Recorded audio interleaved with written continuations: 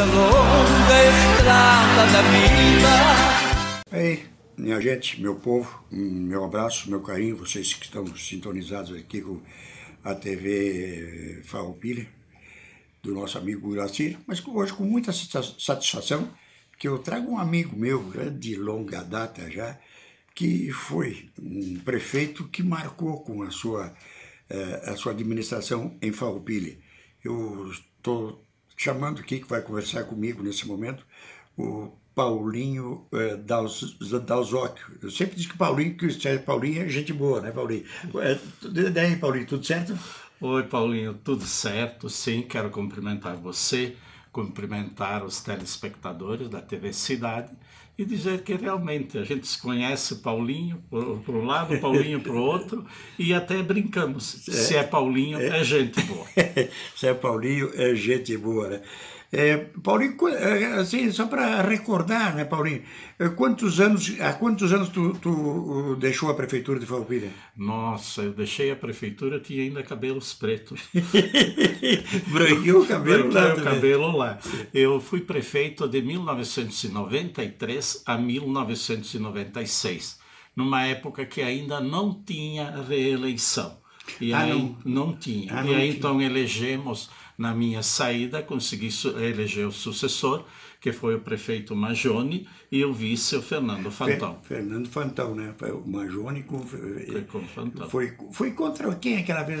Aquela vez foi contra o PMDB, se não me engano, era Bolivar Pascoal. Bolivar Pascoal. Isso, Bolivar Pascoal. Estou me lembrando.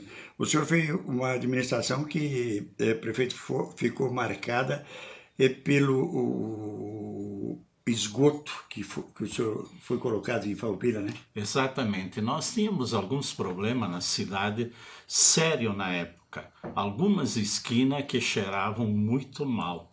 E isso a gente sentia e era ruim para a comunidade. E também tínhamos a área central, era só esquentar um pouco, faltava água. E a Corsan estava abastecendo normal. Resultado, precisava fazer rede de esgoto em umas quantas ruas principais da nossa cidade, principalmente era o esgoto pluvial mesmo, pluvial que era um problema. E trocar as redes de abastecimento da Corsan, exemplo, na rua Coronel Pena de Moraes, uma das nossas ruas principais. E aí sim, quando fomos mexer, aí a gente via, meu Deus, quanto cavocar, quanto fazer coisa. E aí fizemos, ou depois então, a recomposição, asfaltando, fazendo na época o anel viário, que também na época era um problema. Quem vinha, por exemplo, do bairro 1º de Maio e queria ir para o bairro Cinquentenário, tinha que passar pela rua Júlio de Castilho. Tudo era na rua Júlio de Castilho e ela ficava travada. Então tivemos que fazer um estudo, uma empresa nos auxiliou a fazer o estudo e foi feito o anel viário, tirando o trânsito pesado e o fluxo maior de veículos da rua Júlio de Castilho. Prefeito, essa questão, quem fez o estudo para vocês, se não me engano, foi uma empresa lá do Paraná, de Curitiba, ou não? Não, foi uma empresa de Porto Alegre. Porto Alegre, inclusive, coordenado por um professor da URGS. Eu vejo, eu acho que tu também notas que tu tem o comércio na esquina da Barão com a 13 de Maio. Eu não vejo essa administração, veja bem, não estou criticando quem quer que seja, porque aqui do lado de cá é fácil criticar, mas tem que ir para o lado de lá do balcão para ver, né? O senhor não acha que teria que fazer alguma coisa para desafogar o trânsito da Barão do Rio Branco? Na realidade, Paulinho, nós temos que readequar o trânsito da cidade. Realmente, a Barão do Rio Branco não comporta mais o fluxo que tem, principalmente entre 17h30 até as 18h30, 19 horas. E durante o dia também, mas ela tem os horários críticos. Tem que ser analisado alguma coisa, sim, no trânsito como um todo. para que possa aliviar como um todo, para desafogar a própria Barão do Rio Branco, tem que ser analisado como um todo. Não dá para analisar só a Barão do Rio Branco, porque senão não vamos criar um caos. É mesmo? É. Então tem que fazer um estudo geral do trânsito na área central da nossa cidade. Precisamos. Um exemplo. Começaríamos aqui na Avenida Armando Antonello, ou antes. Teríamos que tirar aquele fluxo de veículos que vêm ou vão para Carlos Barbosa, tirar do centro da cidade. Ele passa Barão do Rio Branco, vem para Coronel Pena de Moraes ou com a própria 13 de Maio. 13 de Maio. Então é um trânsito que não pode mais ficar aí, principalmente com veículos pesados. Nós precisaríamos uma perimetral ali mais ou menos onde tem o início do loteamento Rigo ali, que ela fosse dar lá na ITM. Na ITM. Nós precisaríamos com uma via que realmente permitisse tirar o trânsito pesado e desafogar. Assim como nós precisaríamos alguma coisa para quem vem de Carlos Barbosa e vai a Porto Alegre. Ele vem até a Coronel Pena de Moraes e para depois desce a Pedro Grandene.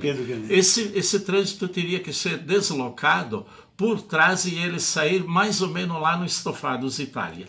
Prefeito, mas e esses administradores que estão aí, o secretário do transporte, o secretário, eles não lhe procuram para conversar a esse respeito? Na realidade, o Paulinho, por não estar participando da política, ele, no fundo, eu acho que ele é uma carta fora do baralho. Consideram assim. E daqui a pouco, o que a gente vê? A autossuficiência. Se consideram autossuficientes. Paulinho, se a gente ouvir o atual administrador, meu Deus, não existe ninguém tão capaz quanto ele, se ouvi-lo falando. Só que, Paulinho, se a gente vai na rua e você participa, a administração não está legal.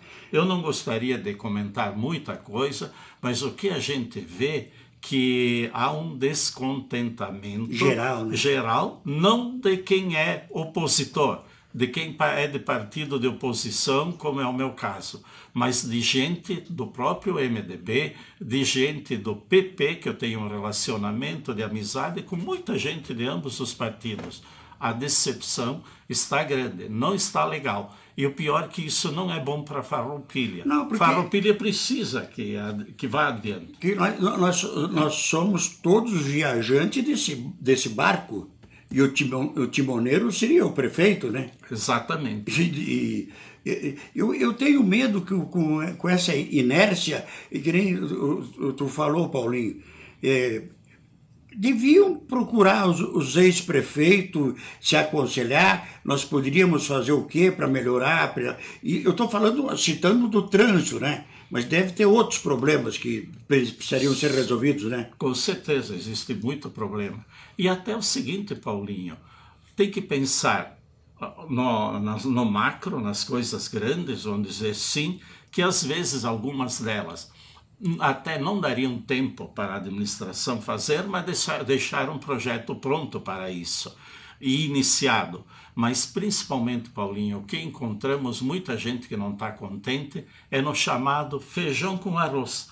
O dia a dia, aquela lâmpada na frente da minha casa, que daqui a pouco é um problema pequeno para a administração, mas é grande e é fundamental para quem está ali no escuro e precisa. Na rua escura. Isso, a rua esburacada, uma rua que aquelas ruas que não estão pavimentadas ou calçadas, aqueles caminhos do interior que ainda não foram pavimentados e não estão bons. Está faltando a manutenção adequada. E eu acho que também, o prefeito que está governando o município, que nem você governou, ele devia ter mais diálogo com as pessoas, os ex-prefeitos, com as pessoas do próprio partido dele, para ver que eu não sei se ele acha que ele está fazendo, ele intimamente, acho que está fazendo uma boa administração. Intimamente eu acredito que ele acha isso. Eu acredito que sim. Inclusive, vamos dizer, se houve pronunciamentos dele, ele diz que é uma administração aberta, como ele pregou em campanha. Mas isso não é verdade. Não é verdade. Não é verdade, não. Porque eu sei de pessoas da alta cúpula aí do próprio partido dele, que é o PP, né? Partido Progressista. Ele não recebe essas pessoas ele dá, como diz do jargão popular, dá curva nas pessoas, né? Realmente, eu nunca tenho tentado um diálogo com ele ou uma audiência, por algum motivo, nunca tentei. Mas quem tem falado, exatamente como você diz, pessoas ligadas do partido dele, ligadas a ele até, no passado tudo, não tem conseguido não manter um diálogo ou ter uma oportunidade de ser consultado. Não. Paulinho, mas retornando, isso aí não é péssimo para o município? Não vai dar uma travada? A gente não vai perder uns 5, 10 anos no crescimento do município? Com certeza é ruim para a própria administração em si, que poderia estar colhendo muitos frutos da própria administração, está sendo diferente, como é ruim. Toma, tem água aqui, tem água aqui. A água realmente é para isso aí, para lubrificar a garganta. Então a gente os dias que a garganta anda me incomodando então, um pouco. Vamos lubrificar a garganta e a gente vai prosseguindo com o nosso Caminhos da Vida, o programa que hoje, com muita satisfação, várias pessoas tinham me indicado, faça um programa com o Paulinho Dalzocchio, que ele é bom de papo, foi prefeito, é uma pessoa do diálogo, então tá aí, o pessoal pediu, a gente trouxe o meu amigo Paulinho Dalzocchio. Paulinho, sendo Paulinho é gente boa. Paulinho, então, deixa eu tomar um golpe d'água. A água lubrifica, como você mesmo falou. Paulinho, quando você, inclusive, me convidou para vir ao programa, eu digo, Paulinho, é uma surpresa, porque eu estou fora, na realidade, da política, mas tenho participado no dia a dia, conversando com as pessoas, tanto na minha atividade, nos encontros, porque uma das coisas que eu gosto de fazer na empresa é o próprio serviço de banco. Então eu vou todos os dias às agências bancárias e todo dia encontro algum amigo daqui da própria cidade, do interior, e é uma forma de até estar conversando. E eu passo de estar na presidência da Secor, eu tenho ido em muitas das nossas empresas associadas. E aí encontro também muitas pessoas que a gente conversa, sendo os mais variados assuntos. E quer queira ou quer não, sempre. A política acaba sempre entrando num dos assuntos. Tu tem na veia também, a política tu tens na veia também, é difícil de desgrudar isso aí. Até porque, Paulinho, porque tem pessoas que dizem, não, eu detesto política, eu não... Gente, até para o telespectador, tudo gira em torno da política, né, Paulo? Exatamente. Tudo gira em torno da política. Quer a gente goste ou não, nós vamos ser administrados por políticos a nível municipal, estadual e federal. Eu até vou contar, Paulinho, uma curiosidade. Quando eu fui candidato a vereador, tu foi vereador, né? Eu fui vereador. E aí o partido vinha me procurando para ser candidato a vereador, principalmente quem insistia comigo era o Luiz Moroni, o próprio Antônio Beria, o Roque Corá, coitado, falecido também. O Beria também partiu dessa. Também. E o Zé Zamboni. Eles insistiam muito que eu tinha que ser candidato, mas eu não tinha convencimento. Para ter uma ideia, a convenção foi num domingo. E aquele domingo de manhã que teve a convenção, eu não fui para a convenção, eu fui passear. Daí eu disse, bom, se eu não vou para a convenção, eles não vão me lançar candidato a vereador. Para minha surpresa, na segunda-feira, quando fui trabalhar, já tinha dado a lista dos candidatos. Candidato a vereador. A vereador. E tinha meu nome. Eu fui no banco trabalhar. E aí, um dos primeiros clientes que eu atendi foi o padre Gagliotto, que estava em Nova Milano. Que estava em Nova Milano. Aí o padre Gagliotto veio e disse: pô, Paulinho, como aqui? Tu não é candidato? O candidato tem direito a ficar afastado, né, do Banrisul que eu trabalhava. E aí eu disse: bah, padre, eu nem sei se eu vou ser candidato. Lançaram meu nome, tudo, mas eu não estou convencido ainda. Aí diz ele: por quê? Ah, eu acho que na política eu vou acabar arrumando inimizades, eu vou me desgastar, eu não sei se eu vou. E aí ele pediu: se tu tivesse que ir, Paulinho, tu acha que te elege? Olha, indo procurar os amigos, Sim. fazer um bom trabalho, acho que eu posso me eleger. E se tu te eleger, diz ele, acha que pode fazer um bom trabalho? Aí eu brinquei com o padre: olha, eu até acho que meio da meia dúzia que é ali, quer dizer, melhor do que uma meia dúzia que tem, eu acho que eu consigo. Aí o padre chegou e disse... Enquanto ele toma a água dele... E aí o padre Gagliotto... Ele partiu dessa também? Também. Está no outro andar? Está no outro andar. E aí o padre Gagliotto disse o seguinte: e se tu acha que tem condições de se eleger, tem condições de fazer um bom trabalho, não é uma missão ter que participar? Tu acha que daqui a pouco não é um compromisso? Aí o padre Gagliotto me disse... Eu, diz ele, estou ali em Nova Milano, uma paróquia grande, uma paróquia que dá bastante trabalho, e eu já estaria aposentado. Eu poderia ir para uma capela pequena, como realmente depois ele foi, fazer outra coisa. Diz ele: mas então eu vou fazer o seguinte, eu tenho hoje de tarde uma atividade para fazer que tu pode ir no meu lugar. Eu te dou o livro com a página certa e que tu pode, daí vai lá e tu faz no meu lugar.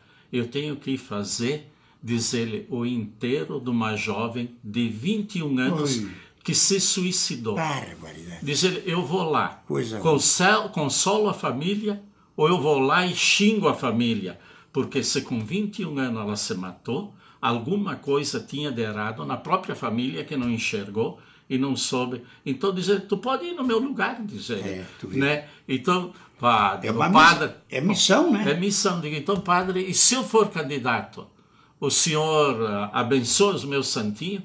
Não só abençoa, diz ele, como dou voto para ti. Tu vê, né? E aí me convenceu naquele dia a ser o candidato a vereador, que fui, e depois então sim veio a candidatura a prefeito. Então minha participação na política, ela se deu desse jeito, com os amigos, com o próprio padre e outros insistindo. No fundo, Paulinho, a política, ela faz parte do nosso dia a dia. Até administrar as nossas coisas, o relacionamento com clientes, o relacionamento com os amigos, é política. É política, tudo gira em torno da política. E porque essa mentalidade de pessoas dizer que não gosta de política, não gosta de político, porque tudo político é ladrão, não é por aí, Paulo. Não é por aí que a grande maioria dos políticos, é que nem o padre Gagliotto te falou, é uma missão. É uma missão. É uma missão que tu tem que desempenhar ela, né? A política, ela tem tomado ultimamente uns rumos realmente que tem denegrido muito a imagem do político ou a imagem de algumas coisas. Em primeiro lugar, Paulinho, é muito partido político. Muito demais. Muito, demais. Tem o quê? 30? Tem mais de 30 mais de 30? Não poderia. Não, né? É muita coisa. Se tivesse uns 5. 6 no máximo, acho que nós estaríamos bem. Hoje cada um diz que discorda do outro, funda um novo partido. E aí vem o seguinte, o chamado fundo eleitoral. Aí o partido político tem direito a uma grana e a uma coisa. Na minha época, Paulinho, eu participei como candidato em 2 eleições de vereador, as 2 eu me elegi, 2 eleições de prefeito, uma me elegi e uma perdi, e uma eleição de deputado, que também não tive sucesso. Fiz uma ótima votação, mas não me elegi. Nessas todas as participações, não recebi 1 centavo de fundo partidário. recebi ajuda de amigos. Sim, de amigos. Tive que botar dinheiro meu, economia minha, tudo. Mas nunca teve um centavo de fundo partidário. Hoje, os partidos se preocupam em lançar candidatos, ou tem candidato que se preocupa em ir participar para ganhar o fundo partidário. E isso fica ruim, acaba denigrindo a política e estragando a imagem dos próprios políticos. Mas, Paulo, eu acho que esse fundo partidário que eles distribuem para os partidos, para o candidato novo que realmente necessita desse dinheiro, ele não vê. Esse dinheiro fica para as raposas, os que mandam nos partidos, viu? Com certeza, ele acaba ficando, se vem para aquele candidato que mais necessita, vem muito pouco. Uma mereca.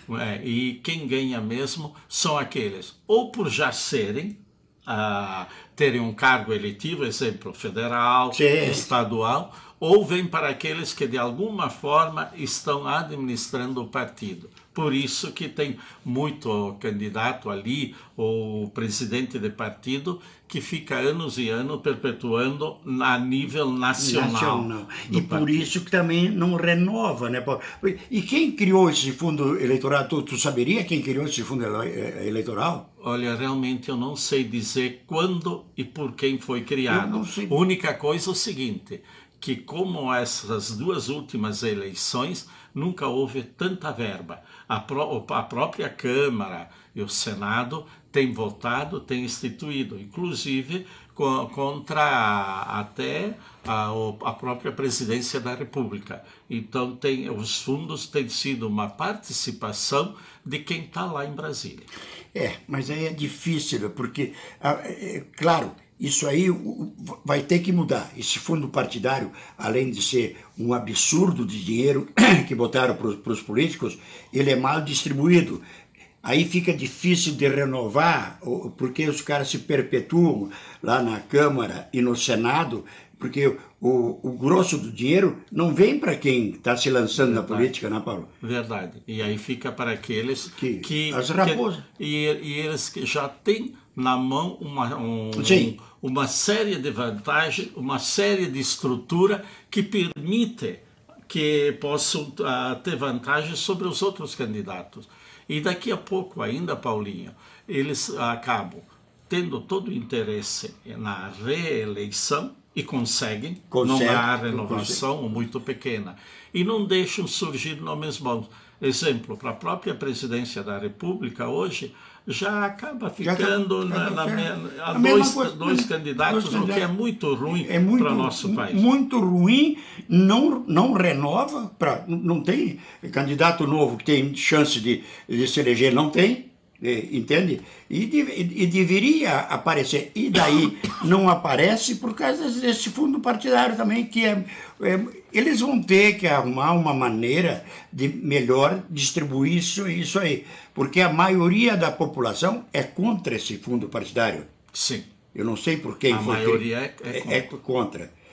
Mas, não sei. E ao mesmo tempo, Paulinho, opinião minha, acho que nós deveríamos terminar com o Instituto da Reeleição.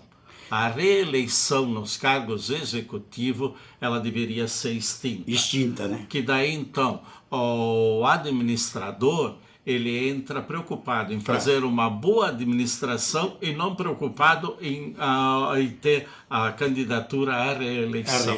O que fica muito ruim mesmo. Fica muito... Mas tinha essa ideia tinha sido ventilada há tempos atrás de terminar com a reeleição? Isso, ela foi ventilada, mas não progrediu porque tiveram interesse da continuidade. Mas a reeleição, eu entendo que nos cargos de executivo ela deveria ser extinta. Executivo, que seria prefeito, o governador e presidente. Né?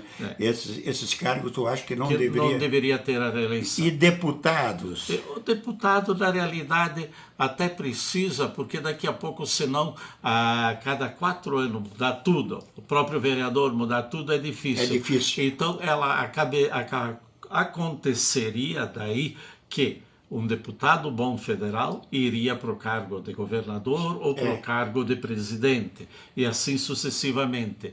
Então, não tendo a reeleição ao executivo, a própria renovação da Câmara de Vereadores, a renovação do Legislativo Estadual ou a Câmara Federal, ela aconteceria mais ainda. Mais ampla, né? Mais ampla. Seria mais fácil de renovar, de renovar. A Câmara Municipal, a Assembleia Legislativa, a Câmara Federal e o próprio Senado. O próprio Senado Federal. E que hoje nós temos os senadores aqui do Rio Grande do Sul, o Lazier Martins. O Lazier, o Paulo Paim e o do PP, que vai concorrer a governador agora, meu Deus, fugiu o nome dele. Não me lembro. Não, mas tudo bem. O Dutra. Não. O Lívio Dutra não é senador. Não, o Lívio Dutra está concorrendo agora ao Senado. Que nesse ano a vaga é um senador. É um senador só. Que é o Lazier Martins. Que o Lazier Martins, como surgiram vários candidatos e ele viu que a densidade dele ia ser pequena, ele já deixou de lado. É candidato a federal. A deputado federal. Eu acompanho o Lazier Martins, ele tem boas ideias ele tem lá, mas aquilo é um ninho de cobra, né, Paulo? Isso, é difícil ali, muito complicado. Muito complicado. Muito. Mas é a democracia? É a democracia, é assim mesmo. Na realidade, é a democracia, e o que está lá, no fundo, representa o que está aqui fora. Também. É isso, representa o que está aqui fora. Quem está aqui fora também está sempre querendo uma beiradinha, né? E daí critica quem está lá. Mas não dá. Mas, Paulo, tu teria mais alguma coisa para colocar? Olha, nós teríamos aí mais 1 minuto e meio, 2 minutos. Olha, Paulinho, eu quero agradecer o convite para esse papo descontraído, aberto, e dizer que estou sempre pela cidade, amo essa cidade. Claro. Quando me perguntam se eu sou farroupilhense, sou do fundo do coração, amo. Eu nasci ali no bairro Bela Vista, fui criado no bairro Bela Vista. Na época a gente dizia o Texaco. É do lado de casa, atrás do posto Texaco. Isso, atrás do posto Texaco ali. Então, nasci ali, me criei em Farroupilha, comecei a trabalhar muito cedo no lado de casa, fazendo tamanco, e depois, com 13 anos, trabalhando na indústria Calçados Maioli, que é onde hoje tem a Biamar. Isso aí. E o meu emprego foi, então, Maioli, do Maioli consegui para o Banrisul. No Banrisul eu me aposentei. Isso aí. Para mim foi um motivo de muito orgulho, muita satisfação, trazer o Paulinho, que eu acho que fazia tempo que ele não falava para esse povo, né? E a partir de hoje, hoje à noite, esse programa já está rodando por aí, e vai aparecer o Paulinho das Orques, meu amigo. Paulinho, muito obrigado e até uma próxima vez. Obrigado, e uma saudação a todos os telespectadores. Nesta longa estrada da vida